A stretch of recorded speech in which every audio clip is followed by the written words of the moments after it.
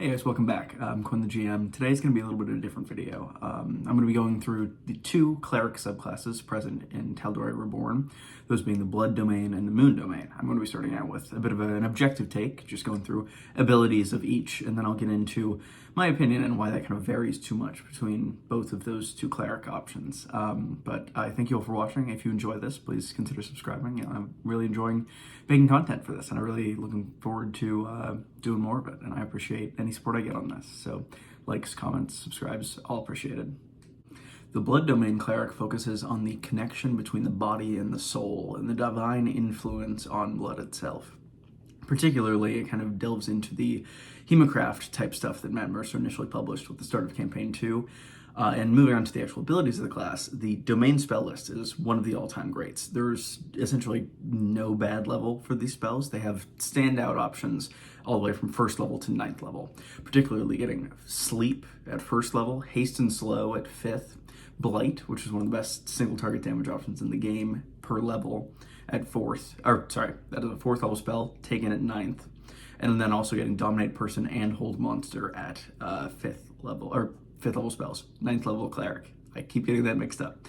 But yeah, no, it's an all-time great spell list and really expands the possibilities of what a Cleric can do, both branching into damage with things like Blight and utility with Haste, Slow, Sleep, and Dominate Person. But overall, I think it's one of the best spell lists available to the Cleric in any subclass. At 1st level, they also get 2 more abilities. They get proficiency in martial weapons, which is pretty nice, albeit maybe not used the most by clerics, though that depends. And then they get bloodletting focus, which allows them to add extra damage equal to the spell's level +2 to any instantaneous damage dealing spell that they have. So with clerics, most often this is going to be like Guiding Bolt, Healing Word, that sort of thing. This is a pretty solid bump to damage, and it's I'm sure very much appreciated, as this will very much add up over the long run of a campaign. I know when I've played a cleric, however brief that's been, I've relied on stuff like Guiding Bolt especially quite a bit for my damage, especially before cantrips start scaling up a lot. So it's a very good ability. At 2nd level, you have the ability to bond with a creature whose blood sample you possess. You can essentially determine their location, their hit points. You can see through their eyes if they fail a save. It's all very kind of voodoo, puppety. And then additionally, building on that puppet theme, at 6th level, you get an additional channel divinity, that being Blood Puppet, being that you can force a wisdom save on a creature and they can essentially take control of them in a sort of way. You can also do this on corpses or unconscious people, which I think is really cool. Just as long as they have blood, you can kind of just maneuver them as you would, almost like your own personal puppet, like bloodbending, essentially, if you're an Avatar fan there. But yeah, both of these abilities are quite good, and both are very interesting channel divinity options that present very different options that are normally available to the cleric. Moving on to the last few abilities, Sanguine Recall allows a cleric to sacrifice their own vitality in exchange for spell slots. Essentially, you can take a number of d8s of necrotic damage equal to a spell's level to regain, and regain that many levels of spell slot, up to, I believe, half your level it is, which is quite a bit of recovery for a cleric. Particularly, it's very reminiscent of essentially a quicker but costlier version of Arcane Recovery, which the wizard has.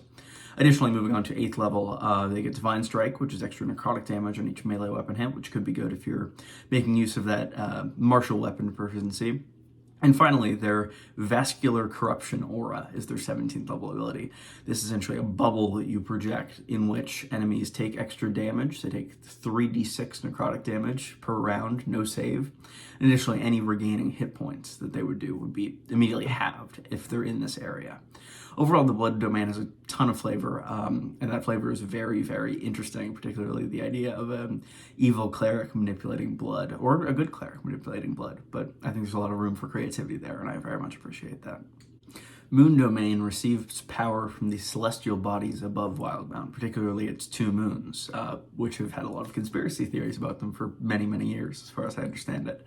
At 1st level, you start getting access to your domain spells. This is not quite as good of a list as the Blood Domain, in my opinion, but there's still quite a few standouts here, particularly both Invisibilities, Fairy Fire, and Hypnotic Pattern are all really, really good and add to what the cleric can do, particularly just a grab bag of utility that's great to have. Also, 1st level, you get Clarity of Katha. This allows you to grant advantage on wisdom saving throws to yourself or allies within 30 feet as a reaction, up to a number of times equal to proficiency bonus, which I think is a good ability. It's the only one you get at first level, but I think it's very much, it'll come in handy, and when you need it, you will need it, as wisdom saves can be some of the nastiest effects in the game. Particularly taking over your allies is not ever something you really want. I know you don't want a barbarian raging at you instead of at the enemy. At second level, you get 2 Channel Divinity options, I think both of which are very useful and flavorful here. Blessing of the Watchful Moon allows you to grant an ally advantage on perception checks relying on smell or stuff to track things. Think like almost a werewolf type thing, which with the moon fits. It's a very Halloween-y pair of subclasses here. But you also get your movement speed increased by 10 feet, which I'm sure would make a great difference in chases, in escapes, in anything of the sort. Additionally, you could give somebody Blessing of the Blood-Drenched Moon, which essentially gives them pack tactics for a minute, which I know that people were unhappy recently got removed from the Kobolds. I'm happy to see that it sort of lives on here, which I think is a really useful ability that would be very unique for a Channel Divinity in particular. At 6th level, you gain another Channel Divinity option, that being the Mind of Two Moons. This allows you to concentrate on 2 spells at the same time. I initially thought, whoa, that's way too powerful. 5e is designed around 1 concentration spell, and that's too much. But it's actually very, very intricately balanced, and I think they ended up nailing it in the end. Particularly, you can only concentrate on 2 spells at once if both of those spells are on your domain spell list, the list you saw earlier. Additionally, you disadvantage on any concentration checks made while you have 2 spells held, and if you drop one of them, you drop both of them. I think this is overall incredibly balanced and very well done in terms of the just intricacy of the ability itself. And particularly the fact that the spell list does have so many concentration options really helps. You could light up a fairy fire while still giving greater invisibility to your barbarian or yourself. It's really creative, and I like it a lot. And additionally, you get empowered cantrips at 8th level. Not that flashy, most clerics get that, or divine strike. It's just a d8 extra damage on your cantrips, which is really nice. Or I believe it's, no, sorry, my bad. It's adding your modifier to cantrips, which is useful, but not exactly exciting. But overall, really like the Mind of Two Moons ability. Your capstone ability essentially gives you another spell, which is quite cool. Similar to the Blood Domain, but bigger. You get a bubble, essentially 120 feet in diameter, in which any enemy of your choice has disadvantage on saving throws, and it emanates this kind of dim light of both moons. It does count as a concentration spell, but it also counts as a Moon Domain spell for the purposes of using your Mind of Two Moons ability. I think it's quite unique, and I really like the idea of being able to benefit from an earlier feature with a capstone. I think that it's a mark of very good design to be able to kind of weave things together like that. So, getting into the opinion part of the video, Warren, my opinion might be different than yours, and I respect yours, and I'd love to hear it in the comments below. However, I'm not a big fan of the Blood Domain, particularly because the spell list is way too fantastic. Particularly, the only spell list I think could be on the level with this is Trickery. And I think that Trickery in itself is only considered a good subclass because of its spell list. All of its other abilities are kind of weaker in terms of just general cleric subclasses. However, this class is like essentially the Twilight Domain abilities with the Trickery Domain spell list. A lot of T's there. Sorry, that was a bit stumbly, but I think it's overall a bit kind of overloaded. Just has a bunch of abilities, particularly getting 2 at 1st level and 2 at 6th level. And furthermore, at least in my games, how I run it, it's important that clerics don't get anything back on short rest. This is essentially a big limitation of the class, in that warlocks get everything back, wizards can get some with arcane recovery. Clerics are extremely powerful and have a lot of tools at their disposal, but they need a long rest in order to recover it. In this case, you could essentially use your Sanguine Recall, regain that many spell slots, take that damage, and then immediately short rest and heal the damage back, and you're fine.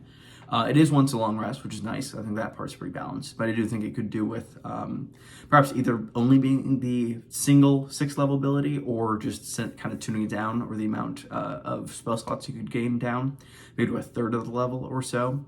And additionally, the Channel Divinity Crimson Bond, I think it's balanced in the sense that you can only be within 10 miles of the person. However, I do think that it's pretty powerful to have a scrying adjacent option at 2nd level.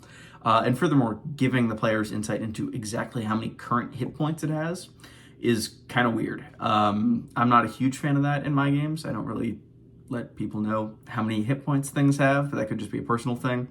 I find that there's just generally more flexibility when it's a bit of a mystery, and I think it can tend to make combats more exciting as well, rather than just counting up to whatever number we already know is there. But overall, I think the flavor of this subclass is great. However, I think it could, I don't know, use a little tuning down. However, in terms of the subclass I absolutely love, I love the Moon domain. It's just great all around. I think that the abilities are very flavorful and build on each other in such an interesting way that it's just wonderful. I always love when subclass abilities kind of work together, as I said earlier, to make a single, just very cohesive class. And I think that this really does that, particularly between the spell list, Might of Two Moons, and Eclipse of Ill Omen. Honestly, I'd love to play a Moon Domain Cleric, and I would be quite happy to in some future campaign, or if I had a player playing one. In particular, I think the spell list for the Moon Domain is still quite strong. However, the abilities are quite toned back as well. They only get one ability at first level, and it's, I'd say, weaker than the one of the two abilities that the Blood Domain gets. And you also only get one at 6th level, but that is a very interesting and strong ability as well. But overall, I really like the Moon Domain, and it's probably my favorite subclass in the book. Probably that or the Paladin, the Oath of the Open Sea. It's just really, really fun. But I could be personally biased because I have one in my campaign. So as a video, what do you think? What are your thoughts on these subclasses? I'd love to hear more what you think of my opinion. If you want to see more of these types of videos, just be sure to say that as well. I'm sure I'll be making more in the near future, so be sure to comment, subscribe, like, all that stuff, the typical stuff. I have noticed recently that a lot of my viewers are not subscribed, and I'd love to be able to share more of my stuff with you guys. But overall, thank you for your time. I'll see y'all later.